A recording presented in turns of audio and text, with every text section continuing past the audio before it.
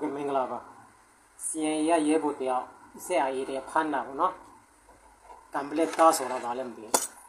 ဖမ်းမိတဲ့ချိန်ကတော့အမှစီရင်ရထွက်ပြေးတယ်ဆိုတော့လက်နဲ့ပြန်အပ်ခဲ့ပြီးထွက်ပြေးတယ်ပေါ့လက်နဲ့အပ်ခဲ့ပြီးထွက်ပြေးတဲ့ထုံးစံရှိလားမသိပါဘူးဥပဒေမှာစီရင်မှာဥပဒေပြဌာန်းထားတာလို့စစ်ပြေးဆိုတေးတာလို့ချမှတ်ထားတာပဲလက်နဲ့အပ်ခဲ့ပြီးပြေးတယ်တဲ့အဲ့ဒါကံပလက်သားဆိုတော့ဗာလည်းမသိဆက်အရေးဖမ်းမိတာပေါ့ဖမ်းမိတဲ့ချိန်ကတော့တချို့ဟာတွေမှန်ရေးတာပေါ့ကွန်မန်ဒီမှာပါရေးလဲဆိုတော့တောင်ပိုင်းသားကံမလဲချင်းဖြစ်ရတာနေတဲ့ဟောပေါ့တောင်ပိုင်းမှာတိုက်ပွဲမဝင်မဲနေတဲ့ဟာမလဲလိုင်မီဒီဆိုလားလိုင်မီဒီစီမှာတိုက်ပွဲသွားဝင်နေတယ်အခန်းခံရတဲ့နဲတော်နေသေးတယ်အဲ့ဒါလေးနဲ့ပတ်သက်ပြီးဒီဆက်အရေးအကြောင်းနဲ့ကျွန်တော်တို့ချင်းလူမျိုးတွေအခုချိန်ဒီပေါ့နော်ဟောပေါ့အသွေးခိုလေးတွေကနှိမ့်ကြသေးတဲ့အကြောင်းလေးတွေပြောပြပေးမယ်နော်ဟောပေါ့တော်များများတို့ကျွန်တော်ချင်းလူမျိုးတွေအသွေးခိုလေးတွေတော်တော်လေးမြင့်မားလာကြတယ်ဒါပေမဲ့တချို့ဟာတွေတော်တော်လေးကိုဟောပေါ့အသွေးခိုလေးတွေနှိမ်ပါသေးတယ်ဒီဆက်အရန်နဲ့ထွက်ပြေးလို့ဆိုလီစီရန်နဲ့ထွက်ပြေးလို့ဆက်အရဖမ်းမိတယ်ပေါ့ကွာအဲ့ဒါကံမလက်သားဖြစ်တဲ့တောင်ပိုင်းမှာတိုက်ပွဲဝင်မဲ့မြောက်ပိုင်းမှာသွားဝင်ကြည့်တယ်ပေါ့ကျွန်တော်ခဏပြောတယ်ကျွန်တော်တို့ကတော်လိုင်းရေးလုပ်တယ်ဆိုတာကနိုင်ငံရေးအတွက်နိုင်ငံရေးကြောင့်တော်လိုင်းရေးလုပ်ကြတာနော်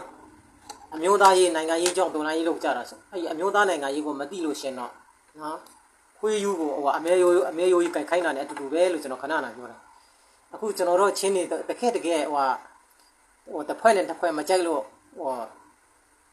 ုတကယ်တွေးဆုံဆွေးနွေးမှုတွေဖြစ်လာတဲ့ချိန်ကတော့ဘာမှလည်းဟိုမပြောတတ်ကြဘူးဘာမှလည်းဟိုကိုယ့်လူမျိုးနဲ့ကိုယ့်ချင်းအမျိုးသားနဲ့ပတ်သက်ပြီးမပြောဆိုနိုင်တာတင်ပြနိုင်တာတွေတခုမှမရှိဘူးနောက်ဆုံးကြတော့ဘာမှပဲအားကိုးကြတယ်မလားဦးနေပြောဆိုတော့ဒါတို့ထားပါတော့နေ့တိုင်းပြောနေတာဆိုတော့အခုကျွန်တော်ပြောချင်တာဆက်ဟို CNA ကရဲဖို့တရားပြေလို့ဆက်အရမိတဲ့ချိန်ကလိုင်းဖို့တင်တာပေါ့အဲ့ဒါကံမလက်ချင်းဆိုတာဗာလေအဲ့ချိန်ကပြောကြတယ်တောင်ပိုင်းမှာမော်မဲနဲ့လိုင်းမိရှိဟာခါချင်းစမှာတော့တိုက်ပွဲတော့ဝင်နေတော့နေသေးတယ်ပါညာပေါ့ငါတို့ချင်းတီကအဲ့ဒီလိုစိတ်ကထားလို့မရဘူးနော်အဲ့လိုစိတ်ကထားလို့မရဘူးနော်ချင်းတစ်မျိုးသားလုံးကချင်းပြည်နယ်မှာဖြစ်တဲ့ချင်းအားလုံးရဲ့ချင်းအမျိုးသားရေးကအားလုံးနဲ့တက်ဆိုင်တယ်ဒီလိုခွဲခြားနေလို့အခုချိန်นี้အဲ့စကားတွေအဲ့စာတွေရေးရသေးတဲ့လူတွေကိုကျွန်တော်တို့အံ့ဩတယ်ဒီလားနော်ချင်းပြည်တပြည်နယ်လုံးပူးပေါင်းလို့တောင်မှချင်းအမျိုးသားရေးမလုံးမြောက်နိုင်တဲ့ချင်းမှာဒီလိုအစုအဖွဲ့လေးတွေနဲ့ဟိုကွဲပြဲနေလို့နာမည်ပြည့်နေတဲ့ချင်းမှာအဲ့စာရေးရတယ်လို့ကျွန်တော်တို့အံ့ဩသေးတယ်ဒီလားအဲ့ဒီလိုဆိုအုံတော်မျိုးနဲ့ကျွန်တော်ချင်းလူမျိုးတွေဘယ်တော့မှမစည်းလုံးနိုင်ဘူးအခုချိန်မှာဆိုပြန်လဲစုဖွဲ့ဖို့ဟိုပြန်ပူးပေါင်းဖို့တော့လုံဆောင်နေကြတဲ့ချင်းမှာတော်တော်လေးကိုတော့ဆင်ချင်ရမယ်ဟာပါရီရေးမှလည်းမသိဘူးနော်အစိုးရရဲ့အကြောင်းလည်းကောင်းကနားမလဲအမျိုးသားရဲ့အကြောင်းဆိုဝေးသေးတယ်စိုးတယောက်ကကျွန်တော်လာရေးတယ်လို့ပေါ့ဟာလေနိုင်ငံရေးမသိဘဲနဲ့ဘာဖြစ်တင်ညာပြီးဆိုလာနိုင်ငံရေးမပြောနဲ့ကိုအမျိုးသားရဲ့အကြောင်းကိုပဲသိအောင်နားဟိုပြောစားကြပါဦးနော်ဆိုတော့ဒီဆက်အရေးတွေကဘာကြောင့်ဟိုချင်းလူမျိုးလည်းမခံယူဘူးချင်းပြည်နယ်မှာချင်းမရှိဘူးဇိုမီနဲ့ဗမာပဲရှိတယ်လို့ခဏပြောနေကြတဲ့အကြောင်းရင်းလေးကိုကျွန်တော်ပြောပြမယ်ဦးနေဝင်ခိကစားပြီးပြန်ပြောမယ်နော်ဦးနေဝင်ခိကနဲ့ဒီဆက်အရေးဇိုမီဆိုတဲ့အမေခံလာတဲ့အကြောင်းကိုဦးနေဝင်ခိကနဲ့ပြန်ပြီးထည့်ပြီးပြောလိုက်မယ်ဦးနေဝင်ခိမှာပုံမှုပုံမှုပေါ့နော်ဦးနေဝင်ခိမှာပုံမှုခင်စမုံဆိုရရှိတယ်အဲ့ဒါတီးတိမ်လူမျိုးပဲနော်တီးတိမ်ချင်းပဲအခုဆက်အားရလို့ဇိုမီတော့အမေခံတဲ့အားဒီနော်သူတို့လူမျိုးခွဲထွက်ချင်တဲ့အားဒီပေါ့ကွာအဲ့ဒီပုံမှုခင်စမုံကဒီသူတို့ပညာတတ်တယ်တကယ်ဒီအခုဇိုမီဒီလို့အမေခံတဲ့အားဒီပညာတတ်ကြတယ်နော်ဟိုခေတ်ကလေးစပညာတတ်ကြတယ်သူတို့တတ်တဲ့ပညာတာအတုံးချအောင်ဆိုချင်းပြည်နယ်တော့တော်တော်လေးဟွာဖြစ်မှာသူတို့ပညာတတ်တဲ့ချိန်ကတော့ဘယ်လိုပြောမလဲဆိုတော့သူတို့လူမျိုးသူတို့တီထောင်ခြင်းတဲ့ချိန်ကကျွန်တော်ချင်းနေမတည့်တာပေါ့ကွာအခုလည်းခင်ဗျားတို့ကြားတဲ့အတိုင်းပဲဘာဖြစ်လဲချင်းပြည်နယ်မှာချင်းမရှိဘူးချင်းသူတို့ဆိုဆယ်မီလီယာပေါ်မှာလူကြီးတွေပညာရှိတယ်ခဏနာပြောချင်းမရှိဘူးပမာနဲ့ဆိုမီပဲရှိတယ်ဆိုခဏနာပြောနေကြတာအဲ့ဒါဘာကြောင့်ဒီလိုဖြစ်လာရတယ်လဲအကြောင်းရင်းကိုပြောပြမယ်ဦးနေဝင်ခင်မှာစစ်တပ်ထဲမှာကျွန်တော်ဥခင်စမုံဆိုတာရှိတယ်ဥခင်စမုံကပုံမှုအရှင်တီတာဝန်ထမ်းဆောင်ခဲ့ပို့တယ်အဲ့ဒီဦးနေဝင်ခေတ်ကပုံမှုအတီတာဝန်ထမ်းဆောင်ပြီးခါမှာအငင်းစားယူတယ်အငင်းစားယူတဲ့ချိန်ကတော့ဒီလူတွေကပညာလက်တတ်တယ်လူကြီးတွေနဲ့လည်းပေါင်းတတ်တယ်အာနာရှင်နဲ့ပေါင်းပြီးခါမှာရိုက်စားလှုပ်စားတတ်တဲ့အကျင့်တွေရှိတဲ့ချိန်ကတော့ဥခင်ရောတို့ဖြစ်လာတဲ့ချိန်ကတော့ဥခင်စမုံရဲ့သားနဲ့ဥခင်ရောရဲ့သမီးနဲ့မရရအောင်ယူခိုင်းတာနော်အဲ့ဒါတို့လေးစားစရာကောင်းတယ်နော်အဲ့ဆိုမီအမိခါနဲ့ကျွန်တော်ဒီတပုံဒီပေါ့အုံထောင်းတော့ကောင်းတယ်သိလားသူတို့ကအာနာရှင်နဲ့ပေါင်းရင်ဘာမဆိုလို့ရတယ်ဘာမဆိုဟောပေါ့ဟောက်စားငေါက်စားလုပ်လို့ရတယ်ဆိုတော့ကောင်းသိတယ်ဥခင်စမုံကနေစပြီးခါမှာသိတဲ့ချိန်ကတော့ အိုးခင်ညောကမြန်မာနိုင်ငံမှာဟိုတကယ်နာမည်ကြီးအဲ့ဒီချိန်မှာဆိုဟိုပေါ့ထက်ထက်မိုးဟိုအနုပညာလောကမှာဆိုထက်ထက်မိုးပဲနော်ဒီစစ်လောကမှာဆိုခင်ညော့ပဲနော်ခင်ညော့နဲ့အိုးခင်ညော့နဲ့ထက်ထက်မိုးပဲထက်ထက်မိုးနာမည်ကြီးနေတဲ့ချိန်ပေါ့အဲ့ဒီအိုးခင်ညော့ရဲ့တမီးကိုအိုးခင်စမုံကသူ့တမီးနဲ့ဟိုခင်ညော့ရဲ့တမီးနဲ့မရရအောင်လက်ထပ်ပေးတယ်လက်ထပ်ပေးပြီးခါမှာအဲ့ဒီကျန်စပြီးခါမှာသူတို့မရှိတဲ့စိုးမီလူမျိုးဖြစ်ချင်တဲ့အကြောင်းရင်းတွေသူတို့လှုပ်လာပြီးခေါ်ပဲအိန္ဒိယနိုင်ငံပဲကူးသွားရင်သူတို့ကဟိုအိန္ဒိယတွေရဲ့ဟိုဘာနေချားဆောင်လို့ပါလို့လုပ်တယ်အဲ့ဒီမှာပိုက်ခဲတွေနဲ့ပေါင်းပြီးမှအိန္ဒိယမှာလည်းလှုပ်စားတယ်ကိုမြန်မာပြည်မှာလည်းလှုပ်စားတယ်သူတို့လဲတယ်နော်သူတို့လဲတယ်ဟိုဘက်ဒီပဲမျှပြီးမှလှုပ်စားကြတာအဲ့အာနာစင်နဲ့ပေါင်းရင်ဘာမဆိုလှုပ်လို့ရတဲ့အတွေးခေါ်ရှိတာဖြစ်တယ်သူတို့ကလူမျိုးတောင်းလာတာစိုးမီလူမျိုးဆိုမှတောင်းလာဟုတ်ခင်ရောကလည်းသူ့တမဲတီတာဖြစ်ပေမဲ့လက်မခံဘူးနော်လက်မခံဘူးဒီတည်းပဲအေးပါဦးအဲ့နဲ့ပဲကောင်းရင်တဲ့အဆင့်လောက်နဲ့ပဲရှိတယ်နော်ကျွန်တော်တို့ချင်းဒီတစ်ခုအံ့ဩစရာရှိတာကဟိုးကျွန်တော်မြန်မာတမိုင်းမှာပရင်သမီးကိုပထမအဦးဆုံးယူခဲ့တာလေငါတို့ချင်းပဲအဲမင်းတပ်ချင်းကနေနေမှာဟိုမြန်မာနိုင်ငံရဲ့စင်ပရင်ရဲ့သမီးကိုပထမဆုံးယူခဲ့တာငါတို့ချင်းလူမျိုးနော်စင်ပရင်သမီးကိုယူခဲ့တာငါတို့ချင်းပဲအခုခင်ညော့ကနာမည်ကြီးနော်ခင်ညော့ဆိုတာနဲ့လူတွေကဟိုတီထွန်းကြောက်တဲ့ခင်ညော့ရဲ့သမီးယူတာလဲတီးတင်ချင်းအခုဆိုမီပေါ့ကွာသူတို့နာမည်ခံထားတဲ့ဆိုမီတွေကယူထားတာအဲ့ဒီတခုလိုလေးစားဖို့ကောင်းဆိုတော့ဘာဖြစ်လဲဆိုတော့အဲ့ဒီဥခင်စမုံတော့ကျွန်တော်ချင်းလူမျိုးတွေကိုဘယ်လောက်ထိအာနာစင်နဲ့ပေါင်းမလှည့်စားခဲ့တယ်လဲဆိုတော့1990လောက်မှာပေါ့ဒီကမန္တလေးမှာတောင်စလတ်ပန်ဆိုဖွင့်ပြီးခါမှာကျွန်တော်တို့ချင်းပြည်သူတွေကိုလင်စားခဲ့တယ်တရားစွန်ရှိတယ်သိလားချင်းပြည်သူတွေကိုပြစ်မှတ်ထားပြီးခါမှာအတိုးဘယ်လောက်ရမယ်ဘာညာခွေးကောဘယ်လောက်ထည့်ပါဆိုပြီးခါမှာဒီစစ်တပ်နဲ့ပေါင်းပြီးခါမှာကျွန်တော်ချင်းလူမျိုးတွေရဲ့နော်ချွေးနေစားတွေကအများကြီးလင်စားခဲ့ဖို့တဲ့ရှိတယ်ဒီအခုဇိုမီဖြစ်လာအောင်ပထမအဦးဆုံးနော်စစ်တပ်နဲ့ဖင်လို့ဖင်ခံလို့ပြီးခမင်းခမက်တီလို့ပြီးမှလုတ်ခဲ့တဲ့အခုဇိုမီတွေပေါ့အမေရိကန်ဇိုမီတွေကအရင်ကတည်းကဟိုးခေတ်ကလေးစစ်တပ်နဲ့ပေါင်းပြီးခါမှာလုတ်လာကြတာကျွန်တော်တို့အဲ့မှာတောင်စလတ်ပန်ဖွင့်ပြီးခါမှာချင်းလူမျိုးတွေကိုရက်စားလုတ်ခဲ့တဲ့နေရာမှာအနာဆုံးကသူတို့တီးတင်ချင်းတွေပေါ့သူတို့စကားလေးတူတာကိုနော်လူမျိုးခွဲထွက်ခြင်းတဲ့ချင်းကသူတို့မြောက်စားလှည့်စားလင်းစားလုတ်တဲ့ချင်းတီးတင်ချင်းတွေကငွေအမျိုးများဆုံးခဲ့တယ်သူတို့လင်းစားတိုင်းတောင်စလတ်ပန်ဆိုတော့အဲ့ဒီချိန်မှာဘလို့ဖြစ်လာဆိုသူတို့လူဟာပေါ့ဒီဦးသိန်းစင်လက်ထက်တော့ NLD လက်ထက်တော့မှဒီဟိုပေါ့ဆိုမီနာမယ်တောင်းလာတယ်အဲ့ချိန်လက်မခံဦးသိန်းစင်လက်ထက်ကလည်းလက်မခံဘူးနော်ဆိုမီဆိုတာမရှိဘူးဆိုပဲရှိတယ်နော်အဲ့ချိန်ကသူတို့ကဒီဖက်လာရင်သူတို့ချင်းမဟုတ်ပေမဲ့သူတို့ပဲချင်းပြည်နယ်ပိုင်စင်လို့ပြောတယ်အိန္ဒိယဖက်ပြန်သွားပိုက်တဲ့ဒီနဲ့ပေါင်းပြီးအိန္ဒိယဆိုရလင်စားညာစားလုပ်တယ်နော်အခုဟိုတော်ဆန်းစုကြီးလက်ထဲမှာကြတော့ဗာသူတို့ကိုဆိုမီ6တီလေးလာမသိ6တီလေးနဲ့တတ်မှတ်ပေးလိုက်တယ်မျိုးနဲ့ဆိုတော့ဖြစ်သွားတာမလို့6တီလေးနဲ့တတ်မှတ်ပေးလိုက်တာအခုကျွန်တော်တို့ခင်ဗျားတို့မြင်တဲ့အတိုင်းပဲချင်းလူမျိုးမရှိဘူးချင်းပြည်နယ်မှာချင်းလူမျိုးမရှိဘူးကရင်မှာလည်းကရင်လူမျိုးမရှိဘူးတဲ့ကချင်မှာလည်းကချင်လူမျိုးဆိုမရှိဘူးတဲ့မြန်မာနိုင်ငံမှာလူမျိုးကြီးဟာတဲ့ဗမာနဲ့ဆိုမီပဲရှိတယ်တဲ့ကျွန်တော်ကိုယ်တိုင်နဲ့ဆွေးနေတာနော်ဆိုတော့ဘာကိုပြောချင်တယ်လဲဆိုတော့သူတို့ကအာနာစင်အဆက်နဲ့ပေါင်းတယ်အခုလည်းမင်းအောင်လိုင်းနဲ့ပေါင်းတယ်မင်းအောင်လိုင်းကအာနာသိမ့်လို့ကျွန်တော်တို့ဒီချင်းလူမျိုးတွေကလူမီတနတ်တွေကင်ပြီးမှတိုးထဲဝင်ပြီးမှစခန်းကြီးချပြီးမှတိုက်ခိုက်ဖို့လုပ်နေတဲ့ချိန်မှာအဲ့ဒီမှာဒီတီးတင်က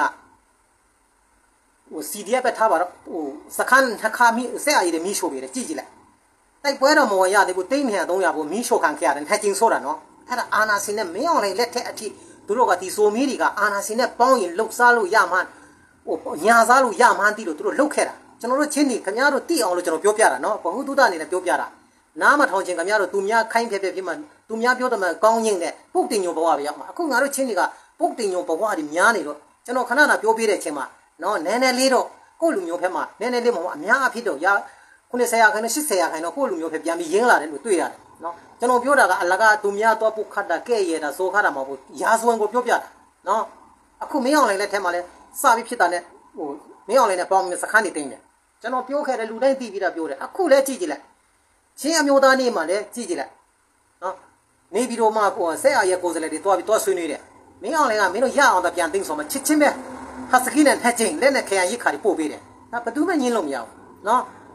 ပို့ပေးတယ်ဒီဘက်နိုင်ငံဟိုတခြားနိုင်ငံတို့မလေးရှားတို့ဆိုရင်ဟိုဆိုမီအမျိုးသားနေ့ပါဆိုမှဟိုတခြားလူမျိုးတွေအော်ခိုင်းတယ်ရှောက်လို့ခိုင်းတယ်ဟိုမူပြီးခါမှဟိုပလက်ဖောင်းဟိုနာအိတ်ဒီနာအခုလည်းမြင်နေရတာပဲနော်ဆိုတော့လူကြီးပိုင်းတွေကတော့ပညာတတ်လို့အရင်ကတည်းကအာနာရှင်နဲ့ပေါင်းပြီးလို့စားတယ်အောက်ချီကတော့ဘယ်လဲပေါင်းကောင်းခုပြီးအိတ်တယ်ပွားတယ်အခုချင်းမျိုးသားတတ်ဖြစ်တဲ့ CI နဲ့တိုက်နေတယ်သူတို့ကမင်းအောင်လိုင်းကထောက်ပံ့မှုယူတယ်မင်းအောင်လိုင်းနဲ့ပေါင်းတယ်ချင်းကိုပြန်တိုက်တယ်ဒါပေမဲ့ချင်းညီနောင်အဖွဲ့ကဒီဆက်အာရီကိုစကားတခွန်ပြောရဲလား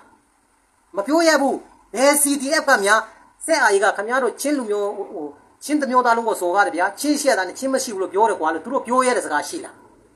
မရှိဘူးဘယ်လက်နဲ့ကင်မှခင်ဗျာဆက်အာကြီးဗျာခင်ဗျားတို့ဆိုမီတွေဗျာချင်းလူမျိုးမရှိဘူးချင်းလူမျိုးမရှိဘူးဆိုချင်းတစ်မျိုးသားလုံးကိုထိခိုက်နေအောင်စော်ကားနေတာတော့မှဘယ်လက်နဲ့ကင်ရမြပြောရဲလဲမပြောရဲဘူးအဲ့ဒါမပြောရတဲ့အကြောင်းရဘာလဲသိလာ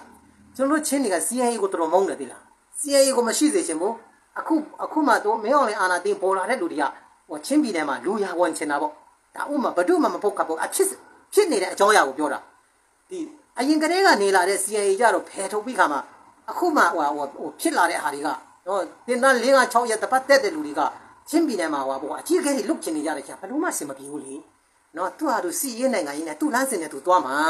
ဆိုတော့ဘာကိုပြောချင်တယ်လဲဆိုအခု CIA နဲ့ဆက်အာရင်နဲ့တိုက်တယ်ဖယ်လက်တက်ကံမှမပြောရဲဘူးချင်းလူမျိုးတွေမရှိပါဘူးဆိုတော့ social media ပေါ်မှာဒီလောက်နာမည်ကြီးနေအောင်လူကြီးတွေကစိုးမီးလူကြီးတွေဒီလောက်ပြောနေတာတော့မှဘယ်ချင်းကမှမကန့်ကိုရဲဘူးအဲ့ဒါဘာကြောင့်လဲသိလားငါတို့ချင်းတွေကကျွန်တော်ခဏပြောတယ်ထမင်းချုံချင်းနေငါကြောက်နေသိလားတကယ်ငါကြောက်ချင်းနေနော်တို့ကြောက်တဲ့ချင်းနေနော်ကိုချင်းတစ်မျိုးသားလုံးကိုစိုးကားတာတောင်မှဘယ်ချင်းမှမပြောရဲဘူးနော်အခုပလဲဝါမှာဌာနဆိုင်ရာပစ္စည်းတွေတကောဟိုတည်တော့တယ်အေကအကုန်တည်တော့တယ်အခုဆိုဆရာဝန်ဆရာမတွေရဲ့လုတ်ပိုင်ခွန်နေရှေ့ခုခွန်နေအကုန်ပြစ်နေချင်းကြီးတော့ပဲတခွက်မပြောရဘူးဘယ်ချင်းကမှတခွက်မပြောရဘူးအဲ့ဒါပဲကျွန်တော်ပြောတာနော်အဲ့လိုကျွန်တော်ကအမှန်တိုင်းပြောတဲ့ချိန်ကျတော့လူကြီးရဲ့ရင်ထဲမှာဒီသိလားနေလိုမီးလိုပူလောင်နေတာသိလားကျွန်တော်အမှန်ပြောတာဆက်ပြီးပြောမှာပဲနော်ဘာဖြစ်လို့လဲဆိုခင်ဗျားတို့ချင်းဖြစ်ပြီးခါမှချင်းစိတ်မရှိဘူးနော်ဆက်အာရီဆိုတာအင်မတန်မှကျွန်တော်တို့ချင်းတစ်မျိုးသားလုံးကိုဆိုကားတယ်ချင်းဆိုတာမရှိဘူးတဲ့ဘာဖြစ်တယ်ညာဖြစ်တယ်ဒီလောက်ထိပြောနေတာတော့မှဘယ်လက်နဲ့ကမှမပြောရဘူးနော်ချင်းကြီးတော့ကပြောရလားအမျိုးသားရေးလုံးမြောက်စေချင်တယ်ဆိုဒီမိုကရေစီလိုချင်တယ်ဆိုကိုကံကြမ္မာကိုဖန်တီးချင်တယ်ဆိုကိုပိုင်အုပ်ချုပ်ချင်တယ်ဆိုနော်တရားမျှတမှုလိုချင်တယ်ဆိုအမျိုးသားရေးထိခိုက်နစ်နာလာတာကိုမလိုချင်လို့ကားကိုတိုးလိုင်းလုပ်တယ်ဆိုသူတို့ဆိုပြီးတယ်ဒီလောက်ထိဆိုကားတယ်ခင်ဗျားတို့ဘာမှမပြောရဘူးဆိုတော့ခင်ဗျားတို့လှုပ်စားတွေပဲနော်တောင်းစားလှုပ်စားတွေပဲကျွန်တော်တဲ့ပြောတာကျွန်တော်အခုလိုပြောနေတာနဲ့ပတ်သက်ပြီးမှကျွန်တော်ပြောတာနော်အောက်ခြေကကလေးကချီဒီနဲ့ဆဲတာတော့ပဲတိတယ်လို့တက်မလားနဲ့ကျွန်တော်ပြောပြီးတာကောင်းဆောင်တွေကိုဘယ်လိုကောင်းဆောင်မျိုးလာမလဲကျွန်တော်ဆွေးနွေးမယ်အမျိုးသားနိုင်ငံရေးနဲ့ပတ်သက်ပြီးချင်းရေးနဲ့ပတ်သက်ပြီးကျွန်တော်ဆွေးနွေးမယ်တော့အမြဲတမ်းစင်ကိုလေးရှိတယ်ဘယ်သူမှတက်မလာရဘူးနော်ကျွန်တော်ပြောတာစင်လဲချင်းညီနောင်မကလို့ဘယ်ညီနောင်ဖြစ်နော်ဘယ်ဆက်အာရီမကလို့ဆက်အာရီဖေကကောင်းဆောင်ဖြစ်လာခဲ့ကျွန်တော်ချင်းမျိုးသားရေးနဲ့ပတ်သက်ပြီးဆွေးနွေးမယ်နော်ချင်းညီနောင်ကလူကြီးဆိုတော့ဘယ်လိုလူကြီးလာမလဲကျွန်တော်ပြောမှာဘာကြောင့်ချင်းလူမျိုးမရှိပါဘူးလို့ဒီလောက်စော်ကားနေတဲ့ဆက်အာရီကိုမပြောရတာလေ CIA ကိုဒီလောက်ဆက်အာရီကတိုက်နေတာကိုဘာကြောင့်ခင်ဗျားတို့မပြောရတာလဲအဲ့ဒီတော့ပတ်သက်ပြီးကျွန်တော်တို့ဆွေးနွေးမယ်နော်ဘလက်ဝမှာဌာနဆိုင်ရာပစ္စည်းတွေအကုန်ယူသွားတယ်ဆေးရုံပစ္စည်းတွေအကုန်ယူသွားတော့အခုဆရာဝန်ဆရာမတွေရဲ့လုတ်ပန်ခွန်နေဆေးခုခွန်နေအေးကပိတ်ပြင်တယ်ဘာကြောင့်ခင်ဗျားတို့ချင်းအမျိုးသားကြီးလွန်မြောက်ခြင်းလို့တီမိုကလဘီလိုခြင်းလို့ဆိုတဲ့လူတွေကဘာကြောင့်မပြောရတာလဲအဲ့ဒါဒီနဲ့ပတ်သက်ပြီးကျွန်တော်ဆွေးနွေးမယ်မဆွေးနွေးရပါဘူးခင်ဗျားတို့နော်ကျွန်တော်ကအရှိအမှန်တိုင်းပြောတဲ့ဖြစ်တဲ့တော့ခင်ဗျားတို့အနာပေါ်မှာစားရည်လောင်းတယ်လို့ဖြစ်မှာဖြစ်တဲ့တော့ခင်ဗျားတို့မဆွေးနွေးရပါဘူးနော်ကျွန်တော်ကအချိန်မရွေးပဲတဲ့စိန်ခေါ်တယ်နော်ခင်ဗျားတို့မဆွေးနွေးရပါဘူးဆိုတော့အတိတ်ကဘာကိုပြောချင်တယ်လဲဆိုတော့ဒီဆိုမီနာမည်ကိုတောင်းလာတဲ့ဒီဆက်အာရီတွေကအခုမှမဟုတ်ဟိုခေတ်ကလေးကသူကပညာတတ်တွေတီးတင်မှနေတဲ့ကိုတီးတင်ချင်းတွေပညာတတ်တွေပဲနော်ဦးနေဝလက်ထက်ကလေးကသူတို့လှုပ်ရှားလာတာနော်ဦးတန်းဆွေလက်ထက်ဦးတင်းစင်လက်ထက်ဆိုနေနဲ့ပိုကြွလာတာပေါ့ဒီဒေါ်ဆန်းစုကြီးလက်ထက်ဆိုတော့သူတို့ဒေါ်ဆန်းစုမုန်းတယ်လေမုန်းပြီးခါမှသူတို့ဘယ်လိုဖြစ်မလဲဒေါ်ဆန်းစုကြီးကမရှိဘူးဆိုပဲရှိတယ်ဆိုမီးမရှိပြောလိုက်တော့မုန်းတယ်လေဦးမင်းအောင်လိုင်းကိုမြောက်ပေးတယ်မင်းအောင်လိုင်းသူရဲ့ကောင်းပွဲဆူသွားပေးတယ်နော်အခုမင်းအောင်လိုင်းနဲ့ပေါင်းတယ်မင်းအောင်လိုင်းထောက်ပံ့မှုနဲ့ယူပြီးချင်းကိုပြန်တိုက်တယ်နော်သူတို့ကဒီဥခင်ရောရဲ့တမဲမျိုးတွေလည်းဖြစ်တယ်ဒါကတော့လေးစားဖို့ကောင်းပါတယ်နော်ဒါမဲ့အခုငါတို့ချင်းတွေကိုဒီလိုပြန်ပြီးမှတိုက်ခိုက်လာတယ်လုတ်လာတဲ့ချင်းငါတို့ချင်းတစ်မျိုးသားလုံးရဲ့ရန်သူပဲသူတို့ကချင်းကိုလာပြီးမှပြန်ပြီးတိုက်ခိုက်တယ်ဆိုကြတဲ့ကနော်ချင်းအမျိုးသားကြီးကိုထိခိုက်တာပဲခင်ဗျအခုကောင်းဆောင်လုပ်နေတဲ့ CDF ကောင်းဆောင်တွေကိုကျွန်တော်တခုမေးချင်တယ်ခင်ဗျားတို့အမျိုးသားကြီးလုံးမြောက်ချင်တယ်ဆိုတာဘယ်ဟာကိုပြောတာလဲကဲစစ်အာဏာရှင်တို့ခင်ဗျားတို့တိုက်လို့လွတ်သွားပြီကွာကိုအချင်းချင်းမဲ့တတ်နေတာဘယ်ဟာကိုလုံးမြောက်ချင်တယ်လို့ပြောတာလဲဒီမိုကရေစီဆိုတာဘာကိုပြောတာလဲအမျိုးသားကြီးလုံးမြောက်မှုဆိုဘာကိုပြောတာလဲတန်းတူအခွင့်အရေးဆိုတာဘာကိုပြောတာလဲကျွန်တော်တဲ့မေးချင်တာလာစမ်းပါဘလို့ကောင်းဆောင်မျိုးတွေလာမလဲပြိုးရေးဆိုခွန်လာစီအိုးစီချုပ်လာစမ်းပါနော်ကျွန်တော်လည်းပြောချင်တယ်လာစမ်းပါနော်ဆိုတော့ကျွန်တော်တို့ခင်ဗျားတို့ကကြွေးကြော်နေတဲ့ဒီမိုကရေစီဆိုတာဘာလွတ်လပ်မှုဆိုတာဘာပြောတာ နေအောင်လည်းမရှိတော့တဲ့နေရာဒီမှာလေကိုအချင်းချင်းပဲဖမ်းတယ်စီးတယ်ကန့်ကွက်တယ်ရိတ်ဟစ်တယ်ချောက်ပေါက်ထဲထဲတယ်တပ်ဖြတ်တယ်ဒါလာဒီမိုကရေစီကိုအမျိုးသားရေးထိခိုက်နစ်နာနေတဲ့အားကြတော့တခွန်းမှမပြောရဘူး။ညောင်ဒီကျွန်တော်တဲ့ပြောတာခင်ဗျားတို့ခံပြင်းလို့ဘလို့ပဲချင်းချောက်စိတ်တယ်လို့ချင်းချောက်နော်ချင်းလူမျိုးမှာနော်ဟိုအလကားလူတတ်လို့မရဘူး။မင်းဟာမင်းစီရေးရပါလို့တောတိုက်လဲမင်းချင်းသုံးစာရတော့မင်းဝကျွေးပြန်ခိုင်းမှာပြန်ဆက်ရမှာပဲနော်ပြန်ပေးစားမှာပဲမင်းကယူနီဖောင်းဝယ်ပြီးချင်းလူမျိုးတယောက်တောတိုက်လဲနော်အသက်ခံတဲ့အမျိုးတွေကနေ့အမျိုးကိုပြန်ချေမှာပဲမလို့ဘူးပြေးမလို့ဘူးအလကားနဲ့ဟောပတ်စံမပေးရတယ်ဟိုလူချင်းချောက်ဒီလူချင်းချောက်မလုံးနဲ့ထင်တယ်လို့မလွယ်ဘူးနော်လွယ်လဲကိုကတွားလုံးလိုက်မယ်လုံးလိုက်တာနဲ့ပြန်ပြီးမှကိုပေးစားရမှာအများကြီးပဲနော်ငါတို့ချင်းတွေကအချင်းချင်းပဲတာရဲတယ်အချင်းချင်းပဲဖမ်းရဲတယ်တခြားလူတွေကတလောက်ဟိကျွန်တော်တို့အမျိုးသားရေးနဲ့ပတ်သက်ပြီးချိုးဖောက်တာကြတော့ခွန်းမှမပြောရကြပါအဲ့ဒါချင်းနဲ့6လို့ခေါ်တာသိလားရှေ့မှာဒါလီထွက်တာတနတ်တာကိုင်းတာသိလားနော်အ6ဒီအချင်းချင်းရှေ့မှာပဲဖင်ကောင်းကြရတာအ6ဒီနော်ဘယ်မှာလဲအမျိုးသားရေးဘယ်မှာလဲဟိုကျွန်တော်တို့ရောချင်းလူမျိုးလုံးမျိုးရေးဟိုပြောဒီပြောနဲ့လူငယ်တွေဦးစားမပြေပါဖြစ်နေရတဲ့ပြောတကယ်တွေ့ဆုံဆွေးနွေးလာတဲ့ချိန်ကတော့ဟိုကြီးအားကြီးဟိုလေပြီးမှကျက်ဥမျိုးကျက်ဥကဟိုဖြစ်ဟိုကျက်ဥအောက်အထိမရောက်နိုင်လို့ဟိုဖိနေတဲ့ပုံစံနေတဲ့ဘာသာကြီးဟာဘာမှမပြောရင်ဒါလားချင်းအမျိုးသားရေးတည်တာဒါလားနိုင်ငံရေးတည်တာ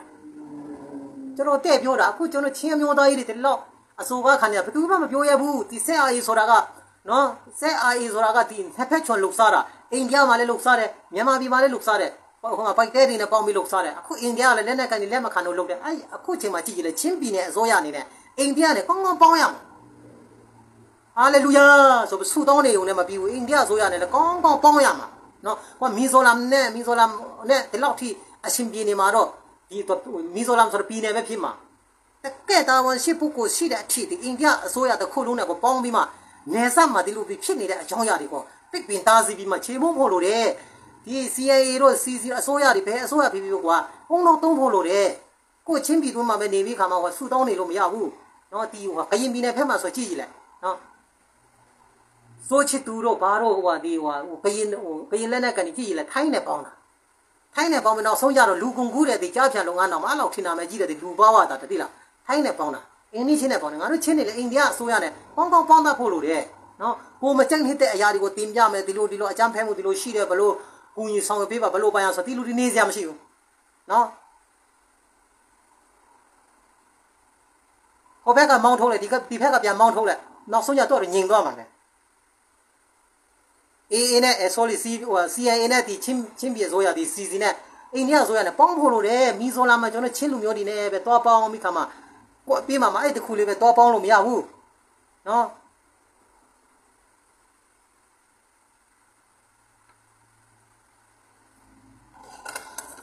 ်ဆိုတော့အခုဆိုဟိုဆက်အာရီဖမ်းထားတယ်ချင်းတယောက်ပေါ့ CIA ကထွက်ပြေးလာလို့ဖမ်းတယ်ဆိုတဲ့အားပေါ့တမ်ဘလက်ချင်းဖြစ်ပြီးခါမှာတောင်ပိုင်းမှာတိုက်ပွဲမဝဘူးတဲ့ဟာဗာလဲဟာခါဆိုလိုင်းမင်းဆိုလားဟာခါဒီမှာတိုက်ပွဲတော့ဝင်နေဘာဖြစ်တယ်ညာဖြစ်တယ်ကျွန်တော်ပြောပြမယ်ကျွန်တော်တို့ချင်းလူမျိုးအရေးကချင်းလူမျိုးတယောက်ရဲ့အရေးချင်းပြည်အရေးဟာချင်းလူမျိုးအားလုံးရဲ့အရေးပဲဒီတောင်ပိုင်းဒီမြောက်ပိုင်းနဲ့အလယ်ပိုင်းနဲ့အရှေ့ပိုင်းကိုခွဲလို့မရဘူးမင်းအဲ့ဒီစကားပြောကြတယ်မင်းဘာမှမသိဘူးနော်အဲ့ဒီစကားပြောပြီးမှကိုလူမျိုးကိုပဲတွေးခွဲနေကြတယ်ခင်ဗျတီမိုကရေစီဆိုတဲ့စကားမပြောနဲ့အမျိုးသားရေးလွတ်မြောက်ခြင်းနဲ့ဆိုတဲ့စကားမပြောနဲ့ဒီနိုင်ငံကိုယ့်ရဲ့အမျိုးသားရေးအကြောင်းတော်မှနားမလဲပဲနဲ့မိနိုင်ငံရေးဆိုတာဝေးကြီးရှိသေးတယ်ဘာမှမသိဘူးနော်ညအမျိုးသားရေးကိုကောင်းကောင်းဆုတ်ကန်နိုင်မှပိုင်နိုင်မှနိုင်ငံရေးဆိုတာကိုယ့်ရဲ့နိုင်ငံရေးဆိုတာကနော်မှားခံရရင်မခံရရင်တန်းတူခွင့်ရရှိမရှိဆိုတဲ့ပေါ်ပေါက်လာတာကိုယ့်အမျိုးသားရေးရဲ့ရပိုင်ခွင့်လုတ်ပိုင်ခွင့်နော်ခံစားပိုင်ခွင့်นี่ဆုံနဲ့နာဒီကိုဟိုအဲ့ရပေါက်ထွက်လာတဲ့အရာတွေကနိုင်ငံရေးပဲဒါတော့မသိပဲနဲ့အလူခံမိမတနာလေးကန်ပစ္စတိုလေးကန်ပြီးစကားပြောတာလေဟိုမှာဆောင်းသွင်းကြီးမှာဟောပါလေဟိုစီးပေါ်ထနေတဲ့ပုံစံနဲ့ပြောတဲ့လူတွေကပေါက်တက်ကတုံရင်အောင်ပြောတဲ့လူကပေါက်တက်ကဒီကျွန်တော်ချင်းပဲပြန်မတက်ခဲလို့မရဘူးနော်တကယ်ဟိုနိုင်ငံရေးစပွဲဝိုင်းကိုရောက်လာတဲ့ချင်းကတော့အဲ့လိုနဲ့ဖျားတော့မှအပြင်းစားနော်ဖျားတဲ့ပုံစံနဲ့စကားပြောလို့မရဘူးငါတို့ချင်းနေတော့ကျွန်တော်အမြဲတမ်းအလကားနဲ့ပြောနေတာမဟုတ်ဘူးငါတို့ချင်းနေကတကယ်ကိုလူမျိုးနဲ့ပတ်သက်ပြီးနေလားငါလားပြောတော့မဟဲ့ဆိုတော့ဘယ်သူမှမရှိဘူးကိုအချင်းတော့ပြစ်မယ်ခတ်မယ်ဟဲ့ဆိုတော့မလေးအချက်ပုံမျိုးများဆိုပြစ်တယ်ခတ်တယ်အချမ်းဖဲလို့တောင်းစားလို့မိန်းမတွေရင်ပတ်တယ်တနတ်တွေနဲ့ပြစ်တယ် အဲ့လိုပေါ့ငါတို့ချင်းတွေကအချင်းချင်းမှာပဲလူမိုက်လူရဲတာသိလားတခြားလူနဲ့တွေ့ရင်တော့အင်ဖိုတာတာပဲသမင်းချက်ဟင်းချက်ပြင်းဆောင်ဘာလဲခမည်းပါကမျိုးလဲတဲ့သူများအမျိုးကိုတဲ့ရှော့မဟောင်းနေတာဒီလောက်ရှင်းပြတာနားမလည်ဘူးထင်တယ်ဖြစ်စီနေတဲ့ကျွန်တော်ချင်းပြည်နယ်မှာလက်ရှိဖြစ်ပြနေတဲ့အကြောင်းအရာတွေကိုပြောပြတာသိလားအဲ့ဒါမှပြောတာကိုမှလက်မခံလို့ရှိကျွန်တော်ပြောပြီးလေဥပမာအဲ့လိုပြောတော့ဟာပဲစိုးမိဖြစ်မထင်နဲ့ကျွန်တော်ကဖြစ်စဉ်ကိုရှင်းပြတာသူများကိုဟောင်းတာမဟုတ်ဘူးလေကျွန်တော်ချင်းပြည်နယ်မှာဖြစ်စဉ်နေဖြစ်ပြနေတဲ့အကြောင်းအရာကိုရှင်းပြတာ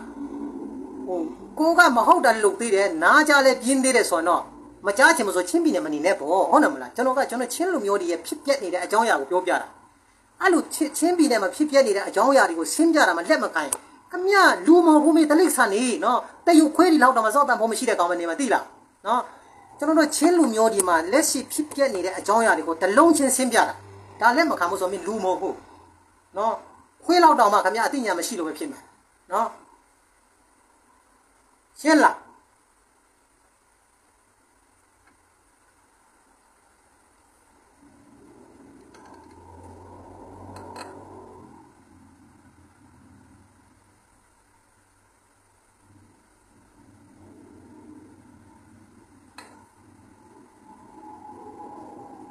ဘယ်နဲ့ကျွန်တော်ပြောပြမယ်ချင်းနှမျိုးသားတတ်မလို့ဖြစ်တဲ့ CIA ကိုဟိုနားလည်းမလာရဘူးတဲ့ဒီနားလည်းမလာရဘူးတဲ့မင်းတော့မလို့ဟိုနောက်မရှိတဲ့စကားပြောရတဲ့ချင်းပြည်နယ်မှာရှိတဲ့ချင်းညီနောင်လဲချင်းပြည်နယ်မှာနေရာနှမ်းသွားလို့ရတယ်နေရာနှမ်းတိုက်လို့ရတယ်နော် CIA ကကျွန်တော်အမှန်ပြောတယ်နော် CIA ကဟိုလူမလာရဒီလူမလာရဟိုနားမနေရဒီနားမနေရတခွန်းမှမပြောဘူးငါတို့ဒီနေ့ချင်းညီနောင်ကလည်းဟိုနား CIA မလာရဒီနားမလာရဟိုနားလန်တိုက်မယ်ဒီနားလန်ခုံးမယ်ဟိုနားလန်ဖြတ်မယ်လုံးနေတာအမှားကြီးမှားတယ်ချင်းညီနောင်ကလည်းချင်းပြည်နယ်မှာရှိတဲ့နေရာနှမ်းတိုက်လို့သွားလို့ရတယ်တိုက်ပွဲဝင်လို့ရတယ် CIA ကလည်းနေရာနှမ်းသွားလို့ရတယ်ဒါကကျွန်တော်တို့ချင်းလူမျိုးတွေရဲ့အမျိုးသားတော်လှန်ရေးလေပြီးကိုကပဲဟို CIA ကိုပစ်ပင်းတဲ့သားစီးတယ်ပြီးကိုကပဲ CIA မကောင်းကြောင်ပြောသေးတယ်ဟိုကဘာမှကိုပြန်မပြောတာ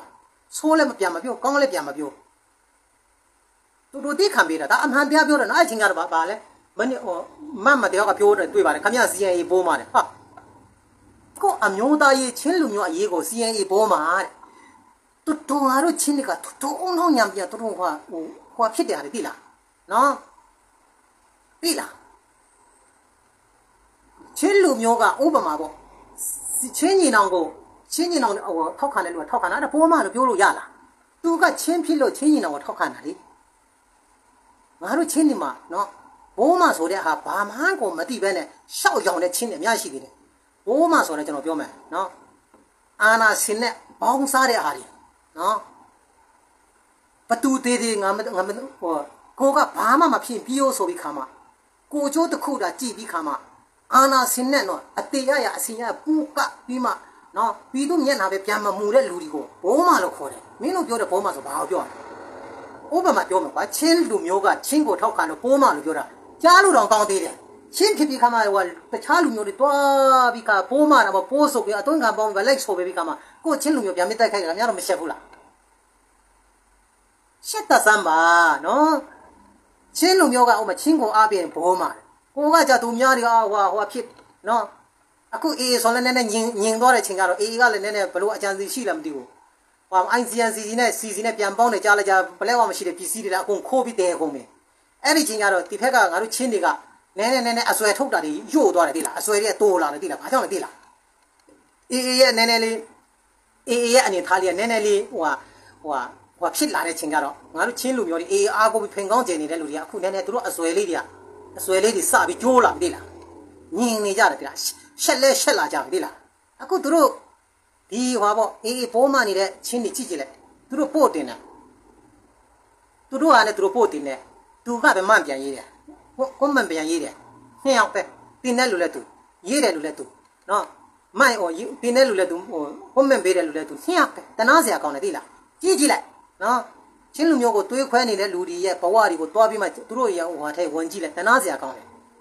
သူတို့တခုခုတင်လဲ2ရက်လက်မကြည့်3ရက်လက်မကြည့်4ရက်နေလက်မကြည့်တလနေလက်မကြည့်နောက်ဆုံးကြတော့ဘယ်လိုရေးကြလဲသူတို့ပို့အောင်မှသူတို့ကိုယ်တိုင်ကမှန်လေးရေးရတယ်ဘဝတနာစရာကောင်းတာနော်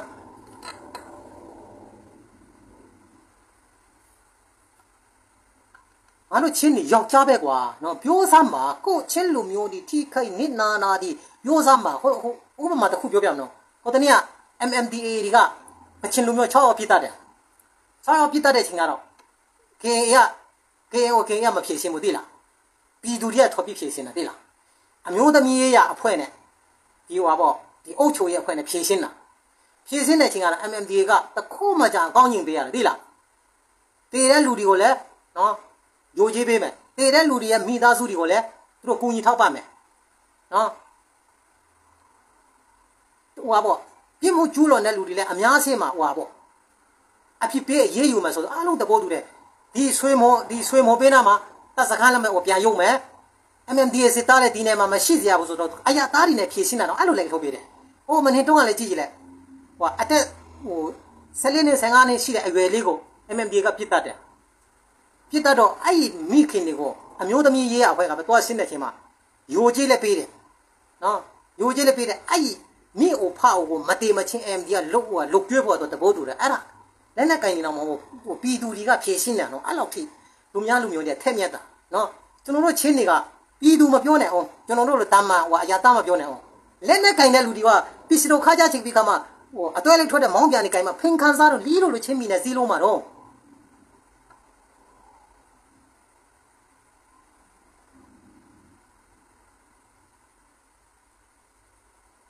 ခင်ဗျားတို့ချင်းနေကျွန်တော်မုန်းလဲဘာမှမပြောဘာဖြစ်လို့ဆိုကျွန်တော်ကအများအတွက်ချင်းအမျိုးသားရေးတော့ကျွန်တော်အမုန်းခံမုန်းစားမစသိလားမုန်းတဲ့လူကဥပမာပါခုစွန်ကြည့်ကြလူပေါင်း9000 6000 9000ကြည့်တော့မှမုန်းတယ်လို့တယောက်နေရာပဲရှိတယ်မုန်းတဲ့လူကဒီချင်းလူမျိုးဖြစ်တာနဲ့ခွေးလောက်တော့မှအတိညာမရှိလို့ပဲမုန်းမှာငါကချင်းလူမျိုးအကြောင်းကိုပြောတာချင်းအရေးကိုပြောတာငါတို့ချင်းနေကြည့်ကြလေတကယ်လက်နဲ့ကင်ပြီးမှကျွန်တော်တို့ကအိုးဒီလက်နဲ့ကင်အဖွဲ့အစည်းကငါတို့ပြည်သူကိုကိုစားဟိုကာကွယ်စောင့်ဆောင်မထင်လိုက်နဲ့ပစ္စည်းတော့ခါကြထိတယ်ချိတ်တယ်အတွဲလေးထွက်တဲ့တနတ်တော့ကင်တယ်ဒီလူတွေကရှက်တော့ဖင်ခံစားတဲ့ဟာလေဘာကြောင့်အဲ့လိုပြောတယ်လဲဆိုတော့ချော့တယ်စိုးကားတယ်ခမရစိုးကားတယ်ထင်ကောင်းဟိုခမရတော့အမြင်မှာမြင်ကောင်းမြင်လိမ့်မယ်ကြည့်ကြည့်လိုက်လေဘယ်လက်နဲ့ကန်ကများပြည်သူကိုစားပြုပြီးမှပြည်သူရှင်မရတည်တဲ့အရှိလဲနော်တာပေါင်းညာစားနော်ကပ်ဖရဖားနဲ့ချင်းကိုပြန်နှိမ့်ဆက်တဲ့လူတွေချဲပဲကိုချင်းအမျိုးသားအချင်းချင်းဖြစ်တဲ့ပုတ်ခတ်ဖို့ဆိုရင်ဆိုရှယ်မီဒီယာတွေပေါ်မှာမလေးတက်လိုက်တာလင်ညာပြီးမှမဟုတ်ဆိုးမကြီးတော့ဖာတယ်မကြီးတော့ပေါက်ကြရတယ်ပြောဆော့ပြောကိုအချင်းချင်းတယောက်နဲ့တယောက်တပ်ပြီးဆိုတော့မီဒီယာသမားတွေလည်းတက်ကိုမလာတော့တရင်စာဆင်းလင်းပွဲလည်းမလုပ်တော့ဘူးသိလားယောက်ျားဖာတယ်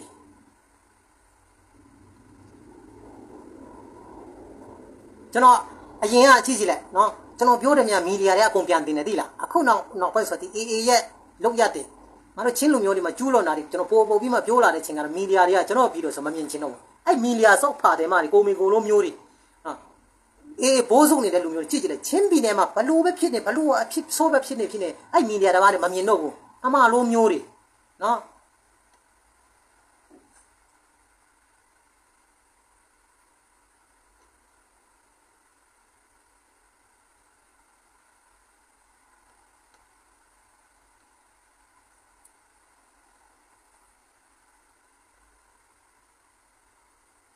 ဘယ်တိုင်းနာကများဟိုတော်လိုင်းရေးလောက်ပါတယ်အမျိုးသားရေးလုံးမြောက်ချင်ပါတယ်ဆိုပြီးခါမှကိုယ့်လူမျိုးကိုပြန်ပြီးတပ်ဖြတ်တာခင်ဗျားတို့ကြားဘူးလားငါတို့ချင်းနေမှာရှိတယ်မိန်းမကြီးကိုရင်ပတ်ဒီမှာတနနဲ့ပြစ်တဲ့တရွတ်တိတ်ဆွဲတယ်နော်မြို့ထဲပြန်မနေရဟိုနာမနေဒီနာမနေအင်းဒီချိတ်ပိတဲ့ဟိုလူချင်းချောက်ဒီလူချင်းချောက်ကျွန်တော်ဆိုလည်းခဏနဲ့ချင်းချောက်ကြတာတူလေးအံ့ဩတယ်တိလားကိုတွေကချင်းပြီးစီလုံးညီညွတ်ရေးပြောတာကိုလာချင်းချောက်တဲ့ချင်းရရှိသေးတယ်တိလားအမှန်ဆိုကိုချင်းလူမျိုးအပေါ်မှာကျွန်တော်ကတစ္ဆာဖောက်ပြီးမှတခြားလူနဲ့ပေါင်းပြီးကိုချင်းလူမျိုးကိုပြန်ပြီးတိုက်ခိုက်မှချင်းချောက်ရမှာလေငါတို့ချင်းတွေတူလေးအသိဉာဏ်ဟိုခေါင်းပါတယ်တိလားချင်းကောင်းနေမပြောဘူးနော်ပြောင်းပြန်ကိုအမျိုးသားကြီးစီမှာရက်တည်တဲ့လူကိုပြန်ပြီးချင်းချောက်တယ်သူတို့အနေနဲ့ကကွာသူတို့ကမြောက်ပေးပြီးခါမှသူတို့လိုပဲဖင်ခန်းစေချင်တာဟောတဲလုံးနော်ဘယ်တော့မှဖင်မခံဘူးဘာလို့ကိုအမျိုးသားကြီးနဲ့ငါတို့ချင်းလူမျိုးတွေကဧည့်တယ်လည်းမဟုတ်ဘူးနော်ပြည်နယ်တစ်ခုပိုင်စားပြီးခါမှနော်ကိုယ့်ရဲ့ဥပဒေကိုယ့်ရဲ့ရိုးရာတလစ်ထုံတန်းအစင်လာနဲ့နော်အစင်လာကြီးမားခဲ့တဲ့နော်မြန်မာသမိုင်းမှာအင်မတန်မှနာမည်ကြီးခဲ့တဲ့ငါတို့ချင်းလူမျိုးနော်ဒီချင်းလူမျိုးတွေရဲ့နာမည်ကိုတော့ငါဖြတ်ပြီးဘယ်သူနဲ့မှဖိန်ခံပေါင်းစားမှာမဟုတ်ခင်ဗျားတို့ပဲတဏှာကြီးခံဖိန်ခံစားကြငါကားကောင်ဘာဖြစ်လို့အဲ့လိုပြောလဲကြည့်ကြည့်လိုက်ခင်ဗျားတို့ဘာမှမလေ့လာတဲ့လူအိတ်ချီမုန်းသူကောင်တွေဘာမှမသိဘူးကိုချင်းပြည်နယ်အရေးကိုခင်ဗျားတို့လေ့လာကြည့်လိုက် ဘယ်လက်နဲ့ကန်ကမှပြည်သူကိုကိုစားပြုပါလေပြောတဲ့စကားတရားမှမရှိဘူးအလူရမလားမရကြမ်းတယ်နော်လည်းလည်းမတင်ပြတော့လိုက်ပြစ်တယ်အခုကျွန်တော်တို့ဟိုမင်းအောင်လိုက်လောမြောက်တဲ့နေရာတချို့နဲ့ဆိုတစ်နှစ်ပြည့်တော့မယ်အကုန်လုံးထွက်ပြေးရတော့မယ်နော်မင်းအောင်လိုက်တဲ့ပြန်ပြီးဆိုးတယ်ငါတို့ချင်းကြီးဒါလာတော်လာရေး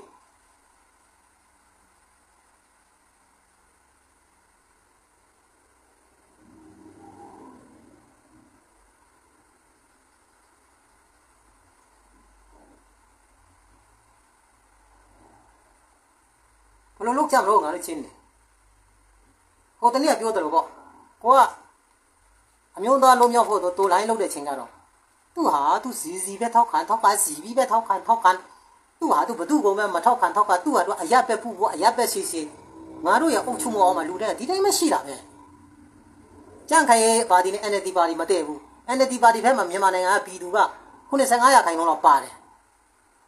နော် NLD ပါတီကမြန်မာလူမျိုးတွေက95%လို့90%လောက်ရှိတယ်ကြန့်ခိုင်ရတော့အ ਨੇ စုပေါ်အာနာစီမှာဒါပေမဲ့ကြန့်ခိုင်ရကအုပ်ချုပ်တဲ့ချိန်မှာမင်းတို့ NLD ကဘာဖြစ်လို့ညာဖြစ်လို့ငါတို့မထောက်ခံလိုက်ပါဆိုပြီးခါမှတော့ခွဲချတာမခွဲချဘူးတန်းသူကအုပ်ချုပ်တာ NLD အစိုးရတက်လာတဲ့ချိန်မှာလည်းမင်းတို့ကြန့်ခိုင်ရငါတို့စီယုံရကာလာတော့လူကနေအောင်တတ်တာဘာဖြစ်တဲ့ညာဖြစ်လုံပြီးခါမှခွဲချပြီးအုပ်ချုပ်တာမအုပ်ချုပ်ဘူးသူကဟိုအစိုးရဖြစ်နေတယ်နိုင်ငံအလုံးလောက်တာဖြစ်တဲ့တော့ရန်သူမိတ်ဆွေမခွဲဘူးတန်းသူဟိုဖြစ်တာငါတို့ချင်းနေကြမှာကြည့်ကြည့်လိုက်မင်းရဲ့စီထောက်ခံလို့ဟိုမြောင်းထဲတော့အိမ်ထဲမနေနဲ့အကုန်လုံးချစ်ပိတ်စေးမယောင်းနဲ့ဟိုဘက်ဒီဘက်မျိုးမလာနဲ့ဟိုဘက်ကိုတော့ဟာအတိညာမမရှိတဲ့ချင်းတွေကိုတွေကအဲ့လောက်ထင်မြန်နှံပြောတော့ခမားတို့ဘလို့မရှက်တာသေးလားခမားတို့နေရာမှာကျွန်တော်ဒါဆိုရင်သိလားလက်ပြုတ်ကိုကျိုးဆွဲချပြီးကိုယ့်အကိုတတ်တင်ပါသေးလားသူ့အားသူဒီမှာဆင်းရဲတယ်ဖြစ်စေချမ်းသာတယ်ဖြစ်စေတော်တိုင်းမှာမပါတီဖြစ်စေဘာတီဖြစ်စေငါတို့အုပ်ချုပ်မအောင်မနေရမယ်အတူတူပဲနော်မင်းတို့ပြည်သူကိုပြန်ပြီးမှရံမှုကြတဲ့မင်းအောင်လည်းဆိုးတယ်ကောင်းတယ်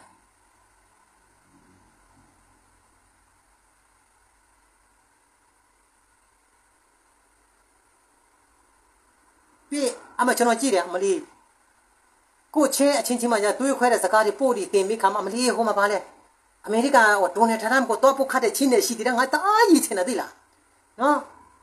ကိုချင်းလူမျိုးအရေးမှာတော့ငါကချင်းလူမျိုးဆိုတဲ့စိတ်မရှိပဲနဲ့နော်ဆယ်မိုင်ပတ်လေကျဲတဲ့ဟိုအမြင်လေးကျဲတဲ့ဟိုကျဲတဲ့စိတ်လေးတော့မရှိပဲနဲ့ဆယ်ပေပတ်လေလောက်တော့မှအတွေးကိုမကျဲတဲ့လူတွေကဒေါ်နယ်ထရမ့်ကိုတွားပြီးခါမှနော်ဒေါ်နယ်ထရမ့်ကိုဒေါ်နယ်ထရမ့်ဆိုပြီးတွားလို့ပြီးမှတွားပုတ်ခတ်တဲ့ကောင်ရှိသေးတယ်ငါတို့ချင်းတွေငါတို့ချင်းနေကျွန်တော်ပြောချင်တာခင်ဗျားတို့ပြန်အခုပြောရမှာကကိုချင်းလူမျိုးကိုထိခိုက်နေအောင်လှုပ်ဆောင်လာတဲ့လူတွေနော်ကျင့်ကြံလာတဲ့လူတွေကိုချင်းလူမျိုးကိုရန်သူတစ်ခွဲပြုတ်ကျင်လာဘလို့တုံ့ပြန်မဘလို့ပြောရမလဲဘလို့ချေမုန်းရမလဲစတယ်ဒီလိုပဲတွေးရမှာအခုခင်ဗျားတို့ကြည့်ကြည့်လိုက်နော်ဘသူကပဲဘယ်လူမျိုးကပဲလာဖိန်ချလဲဖိန်ခံတယ်ခင်ဗျားတို့မုန်းတာစီရင်မုန်းတာကကျွန်တော်အမျိုးသားလုံးမြောက်ရေးမဟုတ်ဘူးသူလည်းအင်အားထောင်ကနန်းတောင်းကနန်းရှိတယ်ဟောဘယ်နဲ့ခင်ဗျားတို့ကသွားဖြုတ်လို့ရမလားဘုံတော့မှမရှိတာကွာအဲ့ဒါကနိုင်ငံရေးမဟုတ်ဘူးတချို့အမြတ်တော်တော်များများထင်တာက CIA ကိုနေဦးညာဆယ်အဲ့ဒါနိုင်ငံရေးလို့ထင်ကြတာအမျိုးသားရေးလို့ထင်ကြတာဟုတ်လေကလေးကချေအဲ့ဒါအောင်နော်ကျွန်တော်ဟိုတနေ့ကမနေ့ကလည်းတနေ့ကလည်းပြောပါသေးတယ်တကယ်တွေ့ဆုံဆွေးနွေးလာကြတဲ့ချိန်ကျတော့ဘာမှမပြောတာဘူးတဲ့နော်ကျွန်တော်လူကြီးနဲ့စကားပြောတာခက်တယ်တဲ့နော်ကလေးကိုချို့ပေါင်းပြီးမှပေါင်းတယ်လို့ပေါင်းရတာတဲ့ဘာမှမပြောတတ်ကြဘူးတဲ့နော်ဘယ်လိုလုပ်မတော့အချင်းချင်းအခါခါတွေ့ဆုံတဲ့ပစာကြီးအာပြီးမှသွားထိုင်တယ်နော်ဆုံးကြတော့မထုပါဆိုဗမာလူမျိုးပဲဆွဲထည့်ရတယ်မဟုတ်လားဦးနေလင်းအောင်ဆွဲထည့်ပေးရတယ်မလားအဲ့ဒါကြောင့်ပြောတာနော်ဘာမှ